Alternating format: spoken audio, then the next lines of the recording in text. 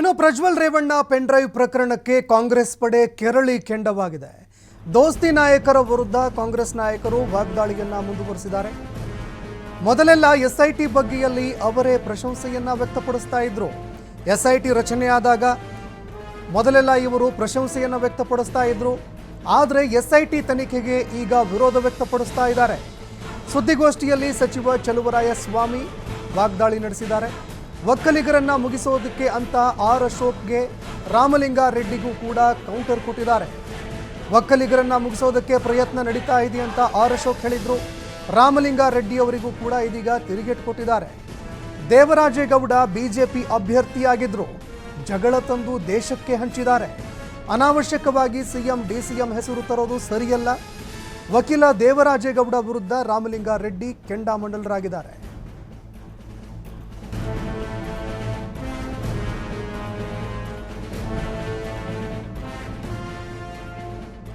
ಅವರೆಲ್ಲ ಆಡಳಿತ ಮಾಡೋ ಸಂದರ್ಭದಲ್ಲಿ ಇದೇ ರಾಜ್ಯದ ಎಲ್ಲ ಅಧಿಕಾರಿಗಳನ್ನ ಪ್ರಶಂಸೆ ಮಾಡಿರ್ತಕ್ಕಂಥದ್ದು ಸಹ ನಿಮ್ಮ ಹತ್ರ ವಿಚಾರಗಳಿದೆ ಅಂತ ಅನ್ಕೋತೀನಿ.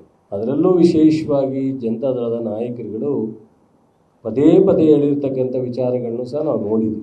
SIT ಒಂದು ವ್ಯವಸ್ಥೆ ಸರಿ ಇಲ್ಲ, ಅವ್ರ ಮೇಲೆ ನಮಗೆ ನಂಬಿಕೆ ಇಲ್ಲ ಅನ್ನೋ ಒಂದು ವಿಚಾರವನ್ನು ಪ್ರಸ್ತಾಪ ಮಾಡ್ತಾ ಇದ್ದಾರೆ. ವರದಿ ಹೊರಗಡೆ ಬಂದ ಮೇಲೆ ಸಮಾಧಾನ ಇಲ್ಲ ಅನ್ನೋದು ಒಂದು ಕಡೆ ಆದರೆ, ಇನ್ನೂ ತನಿಖೆ ಪ್ರಾರಂಭದಲ್ಲೇ ಅದನ್ನು ವಿರೋಧ ಮಾಡ್ತಕ್ಕಂಥದ್ದು ಎಷ್ಟರ ಮಟ್ಟಿಗೆ ಜವಾಬ್ದಾರಿ ಸ್ಥಾನದಲ್ಲಿ ಇದ್ದವರು ಹೇಳ್ತಕ್ಕಂಥದ್ದು ಅನ್ನೋದನ್ನು ಯಾರಾದರೂ ಬೇರೆಯವರು ಇವರ ಮಧ್ಯದಲ್ಲಿ ಹೋಗಿ ವಿಡಿಯೋ ಮಾಡಿದ್ರ ಅಥವಾ ಇನ್ಯಾವುದಾರ ರೀತಿಯಲ್ಲಿ ಇದನ್ನು ಪ್ರಯತ್ನ ಮಾಡಿದ್ರ, ಅದು ಇಲ್ಲ. ಅದನ್ನು ಅವರೇ ಮಾಡ್ಕೊಂಡಿರ್ತಕ್ಕಂಥದ್ದು. ಅಲ್ಲಿಂದ ಎಲ್ಲಿಗೆ ಟ್ರಾನ್ಸ್ಫರ್ ಆಗ್ತು, ಇವೆಲ್ಲವನ್ನು ಬಿಟ್ಟು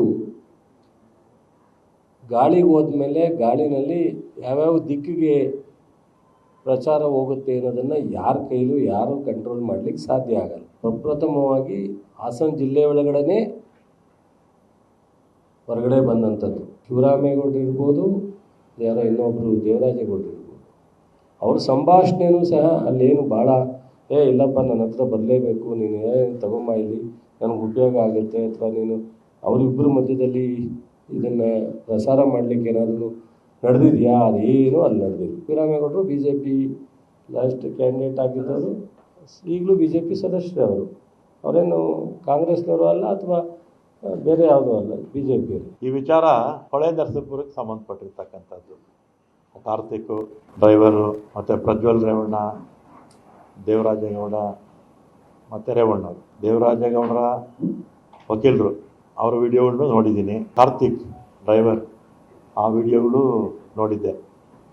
ಇದು ಅವ್ರಿಗೆ ಸಂಬಂಧಪಟ್ಟಿರ್ತಕ್ಕಂಥ ವಿಚಾರ, ಇದು ಆಚೆ ಬಂದಿದೆ ಅಷ್ಟೇ. ಅಲ್ಲಿ ಜಗಳ, ಅವರವರಲ್ಲಿ ಆಗಿರ್ತಕ್ಕಂಥ ಜಗಳದಿಂದ ಇದು ಆಚೆ ಬಂದಿರತಕ್ಕಂಥದ್ದು. ಅಪಾದನೆ ಅಂತೂ ಇದೆ, ಮಾಡಿದಾರೋ ಬಿಟ್ಟಿದ್ದಾರೋ ಅದು ತನಿಖೆ ಆದಮೇಲೆ ಗೊತ್ತಾಗುತ್ತೆ. ಕುಮಾರಸ್ವಾಮಿಯವರು ಅಥವಾ ರೇವಣ್ಣವರು ಪ್ರಜ್ವಲ್ಗೆ ಸರೆಂಡರ್ ಆಗ್ಬಿಡಪ್ಪ ಅಂತ ಹೇಳ್ಬಿಡ್ಬೇಕಾಗಿತ್ತು. ಹೇಳಿಬಿಟ್ಟಿದ್ರೆ ಈ ಸಮಸ್ಯೆನೂ ಇರ್ತಿರಲಿಲ್ಲ. ದೇವರಾಜೇಗೌಡ ಕೂಡ ಅವರು ವಕೀಲರು ಮತ್ತು SITನ ಅವರು ಕೂಡ ಸ್ವಾಗತ ಮಾಡಿದರು. ಅದ್ಯಾಕೆ ಇದ್ದಕ್ಕಿದ್ದಾಗೆ ಶಿವಕುಮಾರ್ ಮೇಲೆ ಅವರು ಶಿವಕುಮಾರ ಇದಕ್ಕೆ ಕಾರಣ ಅಂತ ಹೇಳಿದ್ರು, ಅದು ನನಗಂತೂ ಅರ್ಥ ಆಗಲಿಲ್ಲ. ಪದೇ ಪದೇ ಅಶೋಕ್ ಅವರು ಇದು ಸಮುದಾಯಕ್ಕೆ ಸಂಬಂಧಪಟ್ಟಿದ್ದು, ವಕೀಲರನ್ನ ಮುಗಿಸುವಂಥ ಕೆಲಸ ಅಂತ ಹೇಳ್ತಾರೆ. ಇದಕ್ಕೂ ಸಮುದಾಯಕ್ಕೂ ಏನು ಸಂಬಂಧ? ಅಶೋಕ್ ಅವರು ಎಲ್ಲಿಂದನೋ ಹೋಗಿದೆ. ಆ್ಯಕ್ಚುಲಾಗಿ BJP JDS ಅವ್ರ ಜಗಳ, ದೇವರಾಜೇಗೌಡ BJP, JDS ಅವರ ಜಗಳವನ್ನು ತಂದು ಇವತ್ತು ರಾಷ್ಟ್ರ ಮಟ್ಟದಲ್ಲಿ ಅವ್ರ ಜಗಳನ ತಂದಿರ್ತಕ್ಕಂಥ ಅವ್ರ ಜವಾಬ್ದಾರಿನೇ ಹೊರತು ಕಾಂಗ್ರೆಸ್ನವರಂತೂ 100% ಭಾಗ ಯಾರೂ ಜವಾಬ್ದಾರಲ್ಲ. DK ಶಿವಕುಮಾರ್ ಅವರ ಹೆಸರು ತರೋದು ಮತ್ತು ಸಿದ್ದರಾಮಯ್ಯನವರ ಹೆಸರು ತರೋದು ಇದು ಸೂಕ್ತ ಅಲ್ಲ. ಸಾಂದರ್ಭಿಕವಾಗಿ ನೋಡಿದಾಗ 1 ವರ್ಷ ಆಗಿದೆ. ಅದನ್ನ ತೆಗೆದುಕೊಂಡವರು ಲಾಯರು, ಕಾನೂನು ಬಗ್ಗೆ ಪುಂಖಾನುಪುಂಖ ಮಾತಾಡ್ತಾರೆ. ಈ ತರ ಪ್ರಪಂಚದ ಅತಿ ದೊಡ್ಡ ಲೈಂಗಿಕ ದೌರ್ಜನ್ಯ ಆಗಿದ್ದಾಗ ಅವರು ಅದನ್ನ ಲಕೋಟೆಯಲ್ಲಿಟ್ಟುಬಿಟ್ಟು ತಗೊಂಡೋಗ್ಬಿಟ್ಟು ಡೈರೆಕ್ಟರ್ ಜನರಲ್ ಆಫ್ ಪೊಲೀಸ್ಗೆ ಯಾಕೆ ಕೊಡ್ಲಿಲ್ಲ? ಅವರು ಕುಮಾರಸ್ವಾಮಿ ಅವ್ರನ್ನ ಭೇಟಿ ಮಾಡಿ ಏನ್ ಚರ್ಚೆ ಮಾಡಿದ್ದಾರೆ? ಎಲ್ಲಿ ಹಾಸನಾಂಬ ದೇವಸ್ಥಾನದಲ್ಲಿ ಬಂದು ದೇವ್ರ ಮೇಲೆ ಕೈ ಇಟ್ಟು ಪ್ರಮಾಣ ಮಾಡಿ ಹೇಳಿ ಏನ್ ಚರ್ಚೆ ಮಾಡಿದ್ರು ಅಂತೇಳಿ. ಅದನ್ನ ಅವ್ರಿಗೆ ಟಿಕೆಟ್ ತಪ್ಪಿಸೋದಕ್ಕೆ ಬ್ಲ್ಯಾಕ್ ಮೇಲ್ಗೆ ಉಪಯೋಗಿಸ್ತಾರೆ. ಆದ್ರೆ ಇವ್ರಿಗೆ ಕನಿಷ್ಠ ಪ್ರಜ್ಞೆ ಇರಲಿಲ್ವಾ? ನೂರಾರು ಮಹಿಳೆಯರ ಮಾನಭಂಗ ಆಗಿದೆ. ಯಾರು ತಪ್ಪು ಮಾಡಿದ್ದಾರೆ ಅವರಿಗೆ ಶಿಕ್ಷೆ ಆಗಬೇಕು, ಇದು ನಮ್ಮ ಗುರಿ ಆಗಬೇಕು. ಆದ್ರೆ ಇವತ್ತು ನಡೀತಾ ಇರೋ ಚರ್ಚೆ ಹೇಗಿದೆ ಅಂದ್ರೆ, ದಿಕ್ಕು ನೋಡಿದಾಗ ಮಾನಹರಣ ಮಾಡಿದ್ದು ಅಪರಾಧ ಅಲ್ಲ, ಮನೆ ಹಾಳು ಮಾಡಿದ್ದು ಅಪರಾಧ ಅಲ್ಲ, ಇದರ ಬಗ್ಗೆ ಮಾತಾಡಿದ್ದು ಅಪರಾಧ. ಬಿಜೆಪಿಯವರು ಇದನ್ನ ಇವರನ್ನ ಮುಗಿಸ್ಲಿಕ್ಕೆ, ಅವರ ಓಟ್ಗಳನ್ನ ಹಾಕಿಸ್ಕೊಂಡು ಎಲೆಕ್ಷನ್ ಆಗದ್ಮೇಲೆ ಇವ್ರನ್ನ ಮುಗಿಸ್ಲಿಕ್ಕೆ ಏನೆಲ್ಲ ಬೇಕೋ ಅಷ್ಟು ಮಾಡ್ತಾ ಇದ್ದಾರೆ ಬಿಜೆಪಿಯವರು. ಪ್ರಹ್ಲಾದ್ ಜೋಶಿ ಸ್ಟೇಟ್ಮೆಂಟು ಹಂಗೆ ಇದೆ, ನರೇಂದ್ರ ಮೋದಿ ಅವರ ಸ್ಟೇಟ್ಮೆಂಟು ಹಾಗೆ ಇದೆ. ಆ ಸಿಟ್ಟಿಗೆ ತಗೊಂಡು ಬಂದ್ಬಿಟ್ಟು ಕಾಂಗ್ರೆಸ್ ಮೇಲೆ ಬಿಟ್ಬಿಟ್ಟು ನಾವು ಮಾಡಿಸಿದೀವಿ ಅಂತೇಳಿ, ಏನು ಲೈಂಗಿಕ ದೌರ್ಜನ್ಯ ನಾವು ಮಾಡಿ ಅಂತ ಹೇಳಿದ್ವಾ? ಹೋಗಿ ಯಾರ ಮನೆಗೆ ಹೋಗಿ ಬಂದ್ರೆ ಆ ಮನೆಗೆ ಹೋಗಿದ್ದ ತಾಯಿನೋ ಮಗಳೋ ಹೆಂಡತಿ ಮೇಲೆ ಕಣ್ಣಾಕಿ ಅಂತ ನಾವ್ ಹೇಳಿದ್ವೇನ್ರಿ? ಆ ಯಾವ್ದೋ ಹೆಂಗ್ಸು 60-62 ವಯಸ್ಸಿನ ಹೆಂಗ್ಸನ್ನ ಕಿಡ್ನಾಪ್ ಮಾಡಕ್ ನಾವ್ ಹೇಳಿದ್ವೇನ್ರಿ? ಏನ್ ಮನುಷ್ಯರ ಕಿಡ್ನಾಪ್ ಮಾಡೋದು?